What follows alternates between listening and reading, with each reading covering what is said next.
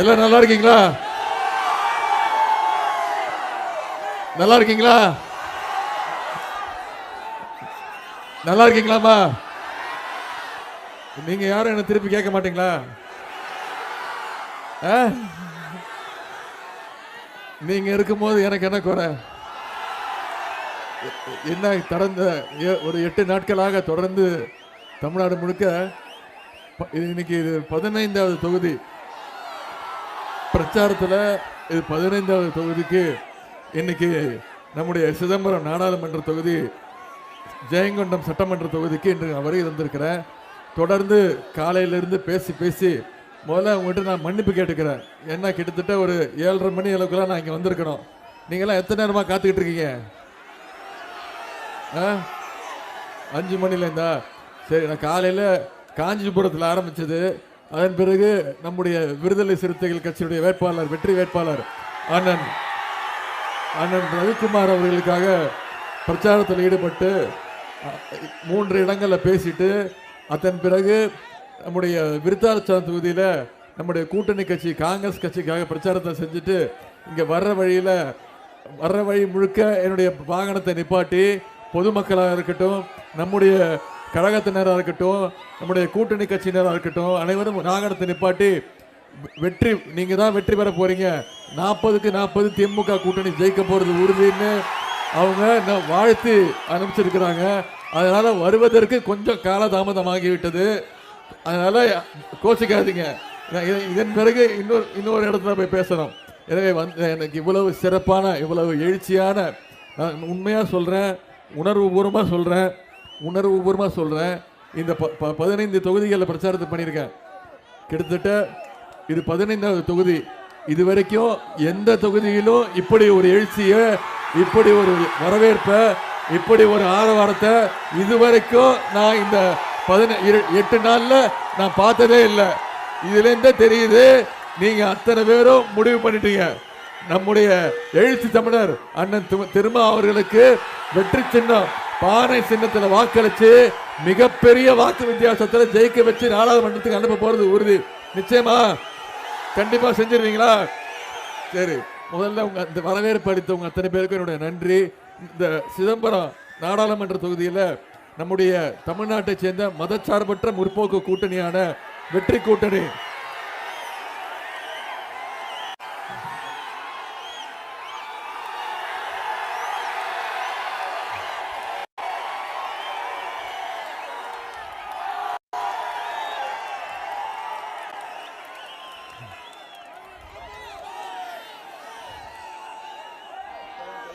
Paint அடிச்சிருக்காங்க. பரவாயில்ல. இன்னும் சொல்ல போனா வெற்றியோட வந்திருக்கேன், பாதி வெற்றியோட வந்திருக்கேன். சிதம்பரம் நாடாளுமன்ற தொகுதியில நம்முடைய மதச்சார்பற்ற தமிழ்நாட்டில் மதச்சார்பற்ற முற்போக்கு கூட்டணி, இந்தியாவை பொறுத்த வரைக்கும் இந்தியா வெற்றி கூட்டணி சார்பாக நம்முடைய விடுதலை சிறுத்தைகள் கட்சியின் சார்பாக போட்டியிடுகின்ற எழுச்சி தமிழர் அண்ணன் நம்முடைய முத்தமிழ் கலைஞர்களுடைய அன்பு தம்பி, நம்முடைய கழக தலைவர், தமிழக முதல்வருடைய தளபதி, என்னுடைய அரசியல் வழிகாட்டி அண்ணன் திருமாவளவன் அவர்களுக்கு வெற்றி சின்னம் பாறை சின்னத்துல வாக்கு சேகரிக்கின்ற இந்த பிரச்சார கூட்டத்தை, இது பிரச்சார கூட்டம் மாதிரியா இருக்கு? இது ஏதோ வெற்றி விழா நிகழ்ச்சி மாதிரி இருக்கு. இது ஏதோ சிதம்பரத்தில் கூடுற மாநாடு மாதிரி இருக்கு, விடுதலை சிறுத்தைகள் மாநாடு மாதிரி இருக்கு. அண்ணன் வந்து நிறைய முறை கூப்பிட்டுருக்காரு, விடுதலை சிறுத்தைகள் மாநாட்டை கூப்பிட்டுருக்காரு. ஆனால் வர முடியாத சூழ்நிலை. ஆனா பாருங்க, இன்னைக்கு சிதம்பரத்தில் அவருக்காக நான் பிரச்சாரம் பண்ண வந்திருக்கிறேன். அதுவே ஒரு மாநாடு போல நடந்துகிட்டு இருக்கு. இந்த கூட்டத்தை இவ்வளவு மிகச்சிறப்பாக ஏற்பாடு செய்து நடத்தி கொண்டிருக்கக்கூடிய மாண்புமிகு அமைச்சர், மாவட்ட கழக செயலாளர் அண்ணன் திரு S.S. சிவசங்கர் அவர்களே, சட்டமன்ற உறுப்பினர் அண்ணன் திரு சிந்தனை செல்வன் அவர்களே, சட்டமன்ற உறுப்பினர் என்னுடைய ஆர்வ சகோதரர் திரு காசவுக்க கண்ணன் அவர்களே, அண்ணன் திரு கோ சின்னப்பா அவர்களே, சட்டத்திட்ட திருத்தக்குழு இணை செயலாளர் அண்ணன் திரு சுபாஷ் சந்திரசேகர் அவர்களே, கழக கொள்கை பரப்பு துணை செயலாளர் திரு பெருநர் கிள்ளி அவர்களே, வர்த்தகர் அணியினுடைய துணை செயலாளர் திரு பெரியசாமி அவர்களே, இளைஞர் அணி திமுக இளைஞர் அணி துணை செயலாளர்கள் சகோதரர் அப்துல் மாலிக் அவர்களே, சகோதரர் ஆனந்தகுமார் அவர்களே, மாவட்ட துணை செயலாளர்கள் திரு கணேசன் அவர்களே, லதா பாலு, சந்திரசேகர், பொருளாளர் ராஜேந்திரன், தலைமை செயற்குழு உறுப்பினர் திரு MP பாலசுப்ரமணியம் உள்ளிட்ட மாவட்ட கழக நிர்வாகிகளே, ஜெயங்கொண்டம் நகர செயலாளர் திரு விவேகோ கருணாநிதி அவர்களே, ஒன்றிய செயலாளர்கள் திரு தனசேகர், மணிமாறன், ரெங்கமுருகன், கலியபெருமாள், பேரூர் கழக செயலாளர் திரு கோபாலகிருஷ்ணன், அல்போன்ஸ் உள்ளிட்ட அனைத்து ஒன்றிய நகர பேரூர் கழக செயலாளர்களே, நிர்வாகிகளே, அனைத்து உள்ளாட்சி அமைப்புகளுடைய பிரதிநிதிகளே, என்னை வரவேற்ற தோமுசாவை சேர்ந்த என்னுடைய அருமை நிர்வாகிகளே, சகோதரர்களே, மாவட்ட இளைஞரணி அமைப்பாளர் சகோதரர் திரு தெய்வ இளையராஜா அவர்களே, மாவட்ட இளைஞரணி துணை அமைப்பாளர்கள் திரு வீரசிவா, திரு SR முருகேசன், திரு தமிழ்மாறன், வசந்த பகலவன், குணசீலன், தர்மராஜ் உள்ளிட்ட இளைஞரணி உள்ளிட்ட அனைத்து அணிகளுடைய நிர்வாகிகளே, நம்முடைய இந்தியா கூட்டணியில் அங்கம் வகிக்கக்கூடிய நம்முடைய தாய் கழகம் திராவிடர் கழகம், காங்கிரஸ் பேரியக்கம், மார்க்சிஸ்ட் கம்யூனிஸ்ட் கட்சி, இந்திய கம்யூனிஸ்ட் கட்சி, விடுதலை சிறுத்தைகள் கட்சி, மறுமலர்ச்சி திராவிட, இந்திய யூனியன் முஸ்லிம் லீக், மனிதநேய மக்கள் கட்சி, மக்கள் நீதி மையம், தமிழக வாழ்வுரிமை கட்சி உள்ளிட்ட அனைத்து தோழமை கட்சிகளை சேர்ந்த நிர்வாகிகளே, என் அருமை சகோதரிகளே, சகோதரர்களே, அதே போல கழகத்துடைய மூத்த முன்னோடிகளே, பெரியோர்களே, இங்கு வந்திருக்கக்கூடிய ஆயிரக்கணக்கில் வந்திருக்கக்கூடிய தாய்மார்களே, என்னுடைய அக்காக்களே, அம்மாக்களே, தங்கைகளே, பாட்டிகளே, உங்க அத்தனை பேருக்கும் என்னுடைய வணக்கம். அனைத்திற்கும் மேலாக முத்தமிழ் டாக்டர் கலைஞருடைய உயிரினும் மேலான அன்பு உடன்பிறப்புகளே, உங்க அத்தனை பேருக்கும் என்னுடைய நன்றியை நான் இந்த நேரத்தில் தெரிவிச்சுக்கிறேன். நம்முடைய ஜெயங்கொண்டம் சட்டமன்ற தொகுதியில நம்முடைய வேட்பாளர் அண்ணன் தொல் திருமாவளவன் அவர்கள் சென்ற நாடாளுமன்ற தேர்தலில் கிட்டத்தட்ட 5000 வாக்கு, 4500 வாக்கு வித்தியாசத்துல வெற்றி பெற்றார். சென்ற முறை அந்த புதுசா அப்பதான் பானை சின்னம் வந்தது. இப்ப பானை சின்னம் உலக புகழ் பெற்ற சின்னம் ஆயிடுச்சு. எங்க பார்த்தாலும் பானைதான். முதல்ல அண்ணன் திருமாவளவன் அவர்களுக்கும் அவருடைய விடுதலை சிறுத்தைகள் கட்சியுடைய வழக்கறிஞர்கள் அணிக்கும் நான் முதல்ல என்னுடைய வாழ்த்துக்களை நான் தெரிவிச்சுக்கிறேன். இதுல இருந்து ஒன்றிய பாஜக அரசு எலெக்ஷன் தேர்தல் கமிஷனை கையில வச்சுக்கிட்டு அவங்க கூட கூட்டணி சேர்ந்தா அவங்க கேட்கிற சின்ன அள்ளி துள்ளி சின்ன துப்படா கட்சிக்கெல்லாம் அவங்க கேட்கிற சின்னத்தை கொடுக்கறாங்க. ஆனா நம்முடைய விடுதலை சிறுத்தைகளுக்கு மிகப்பெரிய சட்ட போராட்டத்தை நடத்தி இன்னைக்கு வெற்றிகரமா இந்த பானை சின்னத்தை வாங்கியிருக்கோம்னா கண்டிப்பாக வெற்றி உறுதி, நிச்சயம் வெற்றி பெற போவது உறுதி. ஆனா ஒண்ணு கேட்கிறேன், சென்ற முறை குறைந்த வாக்கு வித்தியாசத்துல தான் அண்ணன் ஜெயிச்சாரு. ஆனா இந்த முறை எவ்வளவு? அதெல்லாம் பத்தாது. இந்த முறை எத்தனை வாக்கு வித்தியாசத்துல எழுச்சி தமிழர் அண்ணன் திருமா அவர்கள் ஜெயிக்க வைக்க போறீங்க? அதெல்லாம் பத்தாது. குறைந்தது 3 லட்சம் வாக்கு வித்தியாசத்துல நீங்க வெற்றி பெற்று அவரை நாடாளுமன்றத்துக்கு அனுப்பியே ஆகணும். இவ்வளவு எழுச்சியோட இருக்கீங்கல்ல, இந்த எழுச்சிய அடுத்த 19 நாள், இந்த மாசம் இன்னும் 2 நாள் இருக்கு. அடுத்த 19ஆம் தேதி தேர்தல், 17ஆம் தேதியோட தேர்தல் பிரச்சாரம் முடியுது. அடுத்த 18-19 நாள் இதே எழுச்சியோட இந்த பிரச்சாரத்தை நீங்க கொண்டு போய் சேர்த்தீங்கன்னா, மக்கள்கிட்ட கொண்டு போய் சேர்த்தீங்கன்னா எல்லாருக்கும் தெரிஞ்சு போச்சு. இப்போ தமிழ்நாட்டு செய்தி மட்டும் இல்ல, இந்தியா செய்திகள்லயே இந்த பானை சின்னம் தான் ஓடிட்டு இருக்கு. அந்த அளவிற்கு ஒரு சட்ட போராட்டத்தை நடத்தி பெற்றிருக்கிறார். அதற்கு அவருக்கு முதல்ல என்னுடைய வாழ்த்துக்களை நான் தெரிவிச்சுக்கிறேன். இந்த நாள் நான் என்னுடைய வாழ்க்கையில 2018 இருந்து பல தேர்தல்களில் பிரச்சாரத்தில் ஈடுபட்டிருக்கேன். பல தலைவர்களுக்கு, கழகத்துடைய திமுகவுடைய தலைவர்களுக்கு பிரச்சாரம் பண்ணியிருக்கிறேன். நம்முடைய கூட்டணி கட்சி தலைவர்களுக்கெல்லாம் பிரச்சாரம் பண்ணியிருக்கிறேன். ஆனா இன்னைக்கு இந்த நாள் என்னுடைய வாழ்க்கையில மறக்க முடியாத ஒரு பொன்னாள். ஏன்னா என்னுடைய அண்ணன் சமூக நீதி போராளி, நம்முடைய கலைஞருடைய அன்பு தம்பி, சமூக நீதி போராளி அண்ணன் திருமா அவர்களுக்கு முதலான பிரச்சாரத்துக்கு வந்திருக்கேன்னா இந்த நாளை என்னுடைய வாழ்க்கையிலே மறக்க முடியாத நாளா நான் கருதுகிறேன். அதை நீங்க உறுதி செய்யணும். குறைந்தது 3 லட்சம் வாக்குகள். அண்ணனை எதிர்த்து யார் போட்டி போட்டாலும் சரி, எந்த கொம்பனா இருந்தாலும் சரி, டெபாசிட் இழக்கிற அளவுக்கு நீங்க உங்களுடைய தேர்தல் பணியை அமைத்துக் கொள்ள வேண்டும். அதே போல 2021 சட்டமன்ற தேர்தலில் நான் பிரச்சாரத்துக்கு வந்திருந்தேன். என்னுடைய அருமை தம்பி சகோதரர் காசோக்க கண்ணன் அவர்களுக்கு பிரச்சாரத்தை மேற்கொண்டேன். அப்பொழுது இந்த ஜெயங்கொண்ட தொகுதியில் அவரை கிட்டத்தட்ட 5500 வாக்குகள் வித்தியாசத்தில் மிகப்பெரிய வெற்றியை தேடி தந்தீங்க. அந்த வெற்றிக்கும் நீங்க தான் காரணம். அதற்கும் இந்த நேரத்தில் என்னுடைய நன்றியை நான் தெரிவித்துக் கொள்கின்றேன். இந்த நேரத்தில் சிதம்பரம் நாடாளுமன்ற தொகுதி, ஜெயங்கொண்டம் சட்டமன்ற தொகுதியில் இந்த 3 வருஷத்துல நம்முடைய சட்டமன்ற உறுப்பினர், நாடாளுமன்ற உறுப்பினர் சேர்ந்து செஞ்ச சில பணிகளை மட்டும் உங்களுக்கு நான் ஞாபகப்படுத்த விரும்புகின்றேன். அதாவது நிலக்கரி திட்டத்திற்கு எடுக்கப்பட்ட 8734 ஏக்கர் நிலங்கள் திரும்ப ஒப்படைக்கப்பட்டுள்ளது. ஜெயங்கொண்டம் அரசு மருத்துவமனையை மாவட்ட தலைமை மருத்துவமனையாக தரம் உயர்த்தும் வகையில் ரூபாய் 40 கோடி மதிப்பீட்டில் கூடுதல் கட்டிடம் கட்ட நிதி ஒதுக்கீடு செய்யப்பட்டுள்ளது. ஜெயங்கொண்டம் அரசு கலை மற்றும் அறிவியல் கல்லூரிக்கு இடம் ஒதுக்கப்பட்டு ரூபாய் 16 கோடியே 40 லட்சம் ரூபாய் நிதி ஒதுக்கீடு செய்யப்பட்டுள்ளது. ராஜேந்திரப்பட்டினம் முதல் ஜெயங்கொண்டம் வரை 4 வழிச்சாலை அமைக்க 185 கோடி ரூபாய் நிதி ஒதுக்கீடு செய்யப்பட்டுள்ளது. கலைஞர் நகர்ப்புற மேம்பாட்டு திட்டத்தின் கீழே 10 ஏரிகளை மேம்படுத்த ரூபாய் 9 கோடியே 60 லட்சம் நிதி வழங்கப்பட்டுள்ளது. ரூபாய் 2 கோடியே 25 லட்சம் ரூபாய் மதிப்பீட்டில் கூடுதல் பேருந்து நிலையம், இன்னொரு பஸ் ஸ்டாண்ட் வரப்போகுது ஜெயங்கொண்டத்திற்கு. இதெல்லாம் இந்த 3 வருஷத்துல நம்முடைய சட்டமன்ற உறுப்பினரும் நாடாளுமன்ற உறுப்பினரும் சேர்ந்து இந்த பகுதிக்கு செஞ்சிருக்கக்கூடிய சின்ன சின்ன பணிகள், அதுல சில எடுத்துக்காட்டுகளை மட்டும் தான் நான் சொல்லியிருக்கிறேன். இப்போ அடுத்து சட்டமன்ற தொகுதிக்கான ஜெயங்கொண்டம் தொகுதிக்கான வாக்குறுதி முத்தமிழர் கலைஞர் அவர்கள் ஒவ்வொரு தேர்தலின் பொழுதும் தேர்தல் அறிக்கையை வெளியிடுவார். அறிக்கையை வெளியிட்டு என்ன தெரியுமா சொல்லுவாரு? சொல்வதை செய்வோம், செய்வதைத்தான் சொல்வோம்னு செஞ்சு காட்டின தலைவர் முத்தமிழர் டாக்டர் கலைஞர் அவர்கள். அவருடைய வழியில வந்த நம்முடைய தலைவர் திரு முத்துவேல் கருணாநிதி ஸ்டாலின் அவர்களும் சொல்வதைத்தான் செய்வார், செய்வதைத்தான் சொல்லி காட்டுவார்.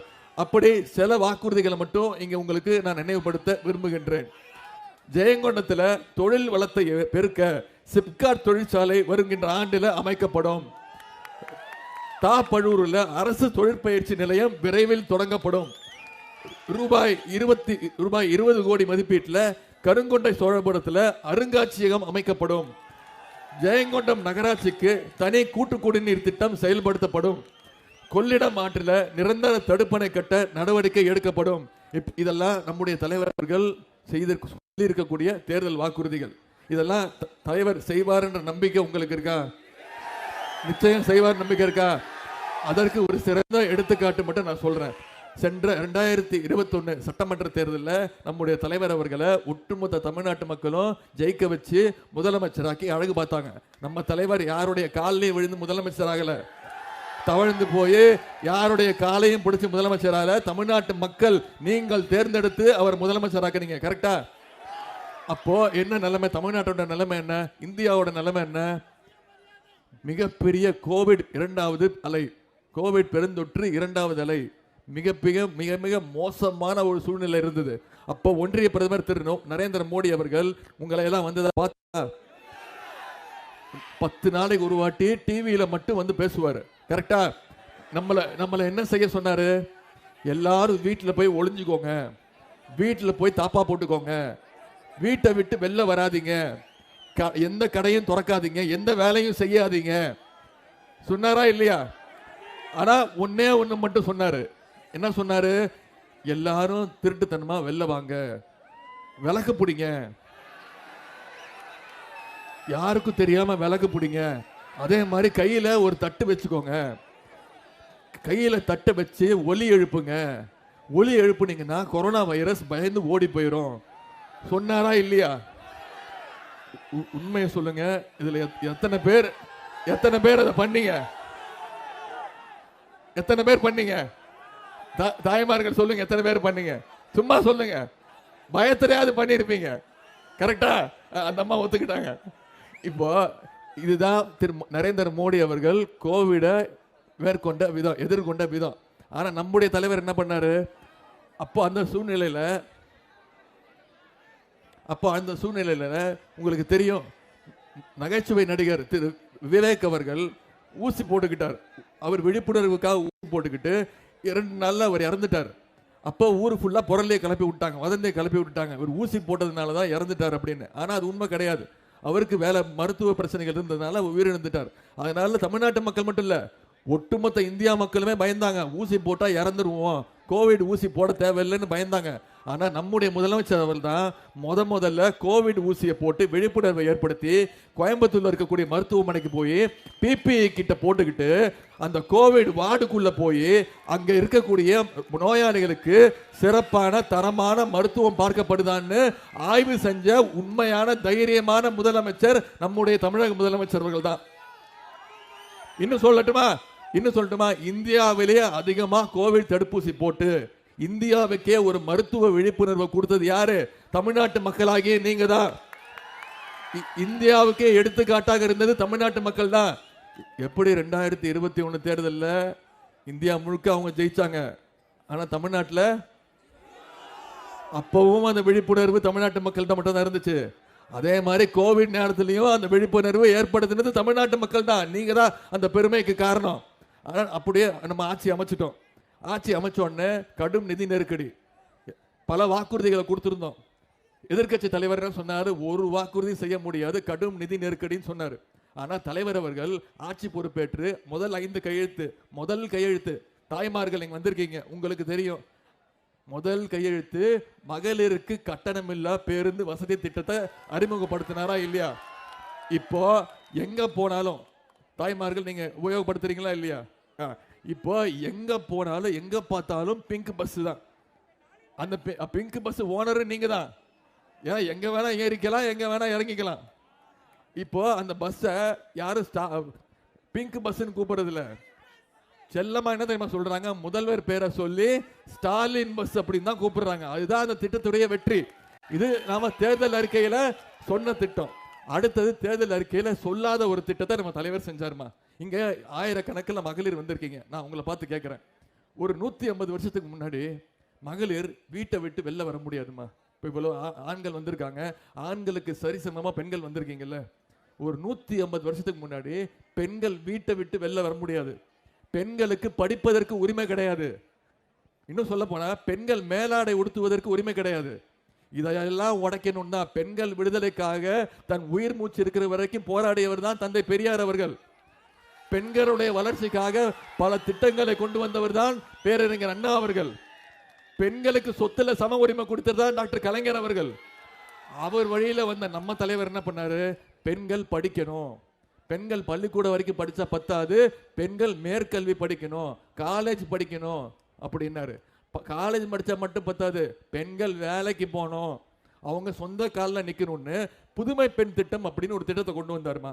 அதாவது 1ஆம் வகுப்புல இருந்து 12ஆம் வகுப்பு வரைக்கும் அரசு பள்ளியில படிச்சா அவங்க எந்த கல்லூரியில போய் சேர்ந்தாலும், பிரைவேட் காலேஜா இருந்தாலும் சரி, அரசு கல்லூரி இருந்தாலும் சரி, அவங்களுக்கு மாசம் கல்வி ஊக்கத்தொகையாக மாதம் 1000 ரூபாய் அவங்களுடைய வங்கி கணக்குல வைப்பு வைக்கப்படுகிறது.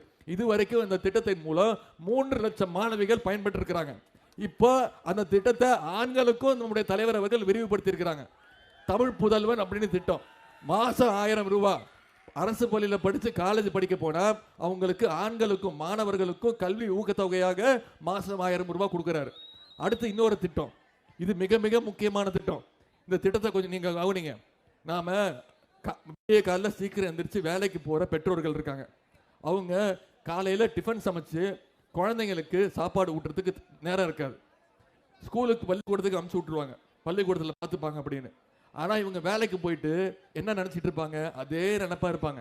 குழந்தைய வெறும் வயிற்றுல அமுச்சு வச்சோமே, அவன் போய் தூங்கிட்டானா, மயக்கத்தில் இருக்கானா, பள்ளிக்கூடத்துக்கு போனானா, கிளாஸ் ரூமுக்கு போனானா, படிச்சானா அப்படின்னு அந்த கவலையிலே இருப்பாங்க. இந்த கவலையை போக்குறதுக்காக தான் நம்முடைய தலைவர் அவர்கள் ஒரு திட்டத்தை கொண்டு வருவாங்க. அதற்கு பெயர் தான் முதலமைச்சருடைய காலை உணவு திட்டம். 1ஆம் வகுப்பிலிருந்து 5ஆம் வகுப்பு வரை படிக்கக்கூடிய அனைத்து அரசு பள்ளி மாணவர்களுக்கும் காலையில முதல்ல பள்ளிக்கூடத்துக்கு போனா தரமான உணவு, முதல்ல தரமான உணவு, அதற்கு பிறகுதான் கல்வி. இப்போ பெற்றோர்கள் பாராட்டுறாங்க, வாழ்த்துறாங்க, தைரியமா அனுப்புறாங்க. என் குழந்தைய பாத்துக்கிறதுக்கு நம்முடைய திராவிட மாடல் அரசு இருக்கு, என் குழந்தைக்கு சாப்பாடு கொடுத்து அவனுக்கு கல்வியை கொடுக்க நம்முடைய மாண்பு முதலமைச்சர் இருக்காரு அப்படின்னு தைரியமா அனுப்புறாங்க. இதுக்கு பெயர் தான்மா திராவிட மாடல் அரசு. எல்லாரும் கேட்கறாங்கல்ல, அது என்னங்க திராவிட மாடல் அரசுன்னு புதுசா சொல்றீங்கன்னு. இப்போ இந்த திட்டத்தை கர்நாடகா மாநிலம், தெலுங்கானா மாநிலம் இவங்கெல்லாம் வந்து பார்த்துட்டு அந்த அதிகாரிகள்லாம் ஆய்வு செஞ்சு இந்த திட்டத்தை அவங்களுடைய மாநிலங்களுக்கு விரிவுபடுத்தி இருக்கிறாங்க. இப்படி ஒட்டுமொத்த இந்தியாவுக்கு எடுத்துக்காட்டா இருக்கக்கூடிய மாநிலம் தான் தமிழ்நாடு. அதற்கு பெயர் தான் திராவிட மாடல் அரசு. அதற்கு காரணம் நம்முடைய மாண்பு முதலமைச்சர் அவர்கள். இன்னொரு திட்டம் சொல்றேன், இதான் கடைசி திட்டம். இது தேர்தல் அறிக்கையில நம்முடைய தலைவர் அவர்கள் சொன்ன திட்டம்.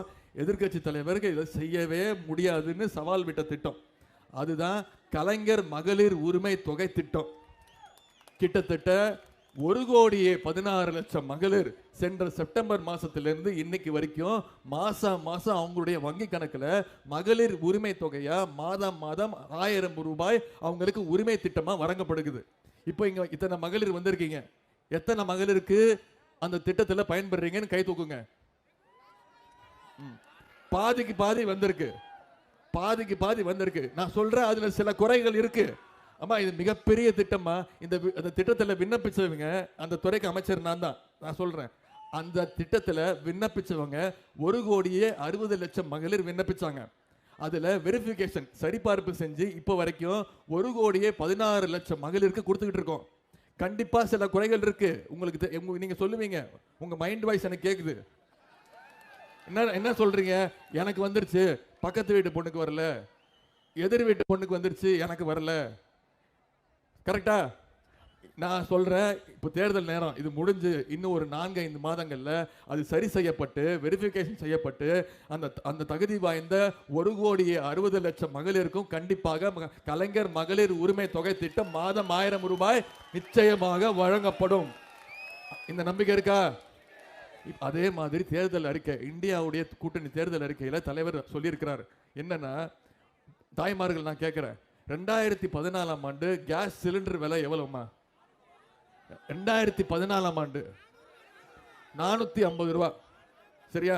இப்ப கேஸ் சிலிண்டர் விலை எவ்வளவு? 1200. இப்போ தேர்தல் வந்தோடனே திரு நரேந்திர மோடி அவர்கள் உங்களை ஏமாத்த பார்க்கிறாரு. மகளிர் என்னன்னா, மகளிர் பரிசா உங்களுக்கு பரிசு தொகை கொடுக்கிறாராம். அதாவது ஏத்துனது 800 ரூபா, இப்போ உங்களுக்கு பரிசு தொகை 100 ரூபா. மறந்துடாதீங்க, மீண்டும் அவர் ஆட்சிக்கு வந்தாருன்னா, வர்றதுக்கு வாய்ப்பு இல்லை, வந்தாருன்னா மீண்டும் 500 ரூபா ஏத்திடுவாரு. ஆனா நம்முடைய தலைவர் அவர்கள் தேர்தல் அறிக்கையில தெளிவா சொல்லியிருக்கார், இந்தியா கூட்டணி ஆட்சிக்கு வந்ததுன்னா நிச்சயமாக ஒரு கேஸ் சிலிண்டர் விலை 500 ரூபாய்க்கு நான் கொடுப்பேன் அப்படின்னு தலைவர் வாக்குறுதி கொடுத்திருக்கிறார். கொடுப்பாரா மாட்டாரா? அதே மாதிரி பெட்ரோல் விலை, 1 லிட்டர் பெட்ரோல் 75 ரூபாய்க்கு கொடுப்பேன்னு தலைவர் வாக்குறுதி கொடுத்திருக்கிறார். அதே மாதிரி டீசல் 1 லிட்டர் டீசல் 65 ரூபாய்க்கு கொடுப்பேன்னு வாக்குறுதி கொடுத்திருக்கிறார். இதையெல்லாம் விட மிக மிக முக்கியமான திட்டம் நம்முடைய நேஷனல் ஹைவேஸ், தேசிய நெடுஞ்சாலை இருக்குல்ல, தமிழ்நாட்டில் இருக்கக்கூடிய அனைத்து டோல் பூத்து, சுங்கச்சாவடி இருக்குல்ல, அனைத்து டோல் பூத்துகளும் அகற்றப்படும் அப்படின்ற வாக்குறுதியை கொடுத்திருக்கிறார். இதெல்லாம் நம்முடைய தலைவர் செய்வாரா மாட்டாரான்னு உங்களுக்கு நம்பிக்கை இருக்கா இல்லையா? செய்வார். நான் இந்த நேரத்தில் ஒரு பக்கம் நம்முடைய சாதனைகளை சொல்றேன், தேர்தல் வாக்குறுதிகளை சொல்லியிருக்கேன், என்னென்ன திட்டங்கள் செஞ்சிருக்கோன்னு சொல்றேன். 10 வருஷம் ஒரு மனுஷன் 10 வருஷம் ஒரு மனுஷன் இந்தியாவை ஆண்டிருக்காரு.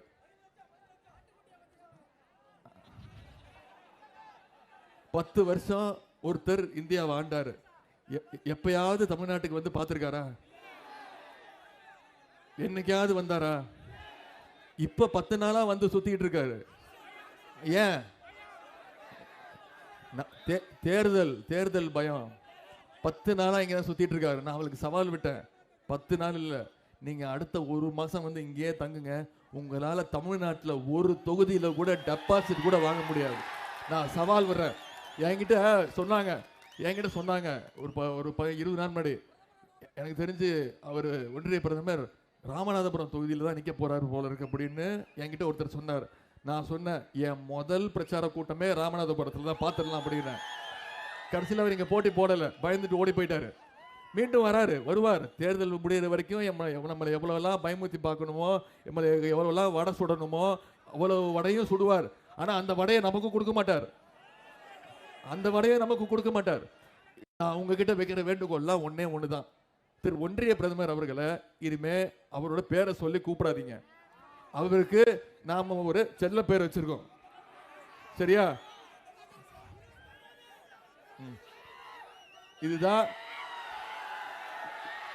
இதுதான் அந்த செல்ல பேர். தெரியுதாமா? என்னம்மா அது?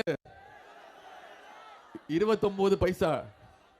இனிமே அவர் பேரு மிஸ்டர் 29 பைசா. சொல்லுங்க சொல்லுங்க. அதுக்கு ஏன்னு நான் ஒரு காரணம் சொல்றேன். இனிமே திரு ஒன்றிய பிரதமரோட பேரு மிஸ்டர் 29 பைசா. அதுக்கு ஏன் நான் காரணம் சொல்றேன். நாம தமிழ்நாட்டில இருந்து ஒவ்வொருத்தரும் ஜிஎஸ்டி வரி கட்டுறோம். 1 ரூபா கட்டுறோம், பல ரூபாய் கட்டுறோம். நம்ம 1 ரூபா கட்டினா நமக்கு திருப்பி அவர் எவ்வளவு தெரியுமா தராரு? வெறும் 29 பைசா. மற்ற மாநிலங்களுக்கு எல்லாம் அள்ளி அள்ளி கொடுக்கிறாரு. ஆனா தமிழ்நாட்டுக்கு மட்டும் கிள்ளி கூட கொடுக்க மாட்டேங்கிறாரு. 2016ஆம் ஆண்டு உங்களுக்கு ஞாபகம் இருக்கும், திடீர் ஒரு நாள் நடுராத்திரி எந்திரிச்சு என்ன பண்ணணும்னு தெரியாம 500 ரூபா நோட்டு 1000 ரூபா நோட்டு செல்லாதுன்னாரு. ஞாபகம் இருக்கா? ஆயிரக்கணக்கான பேர், லட்சக்கணக்கான பேர் ஏடிஎம் வாசல்ல நின்று உயிரிழந்தாங்க. கருப்பு பணத்தை ஒழிக்க போறேன்னாரு. புதிய இந்தியா பிறக்க போகுதுன்னாரு. யாராவது பாத்தீங்களா? புதுசா பிறந்த அந்த புதிய இந்தியா எங்கேயாவது பாத்தீங்களா?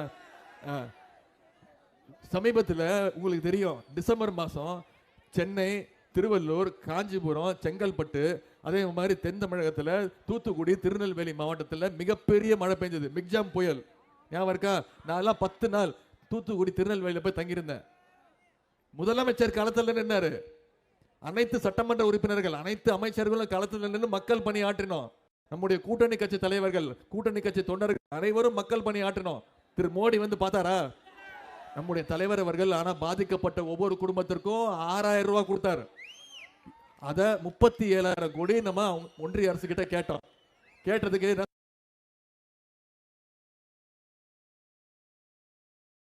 ஒவ்வொரு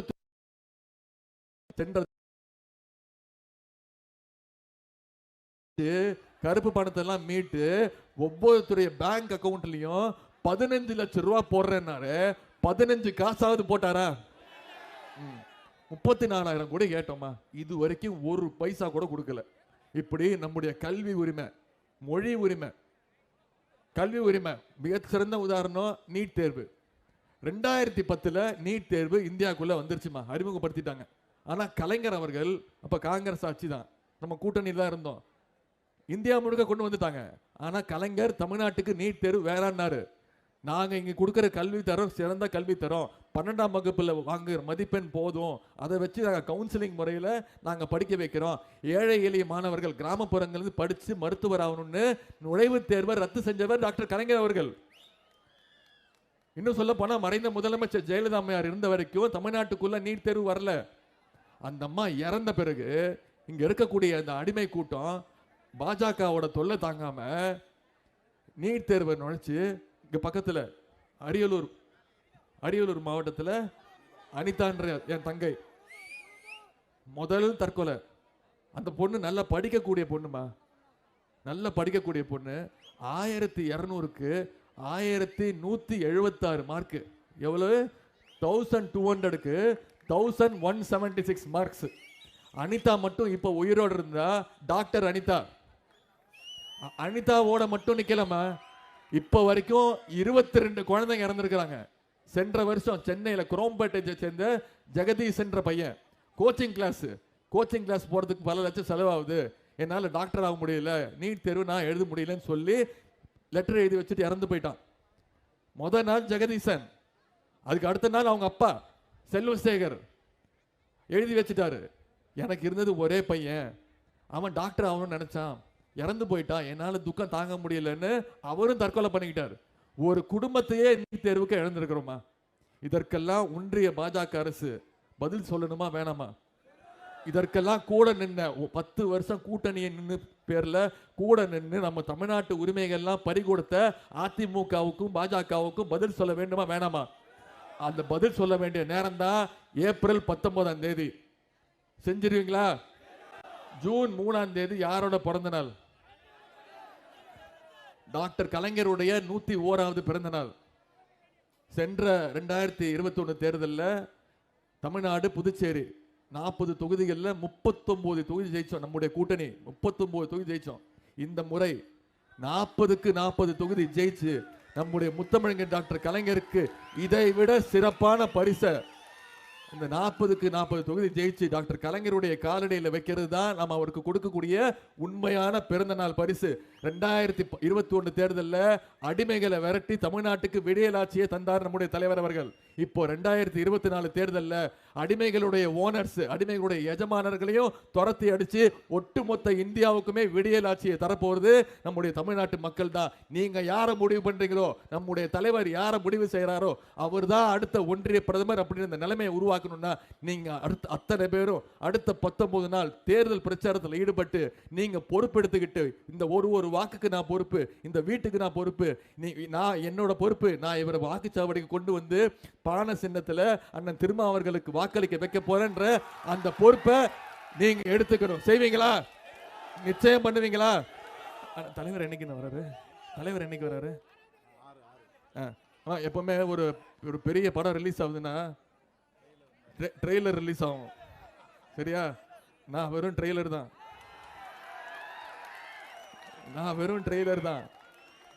படன்னு பேசிட்டு போயிடுவேன். ஆனா நான் பேசுனதெல்லாம் உங்களுக்கு புரிஞ்சது இல்ல, உள்வாங்கிக்கிட்டீங்கல்ல. அடுத்து 6ஆம் தேதி மெயின் பிக்சர் கழக தலைவர் வராரு, உங்களை எல்லாம் சந்திப்பார், சிதம்பரத்தில் சந்திப்பார், அவருடைய கருத்துக்களை எல்லாம் சொல்லுவார்.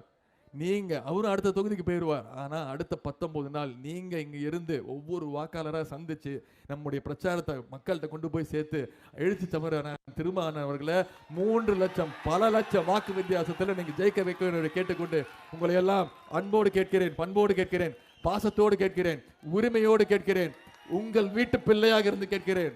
இன்னும் பெருமையா சொல்லணும்னா தலைவருடைய மகனாக இருந்து கேட்கிறேன். இன்னும் பெருமையா பூரிப்பா சொல்லணும்னா முத்தமிழர் டாக்டர் கலைஞருடைய பேரனாக இருந்து கேட்கிறேன். அண்ணன் எழுச்சி தமிழர் திருமா அவர்களுக்கு பானை சின்னத்தில் வாக்களித்து மிகப்பெரிய வெற்றியை தேடித்தாருங்கள். உங்களுடைய அன்புக்கும் வரவேற்புக்கும் நன்றி நன்றி நன்றி.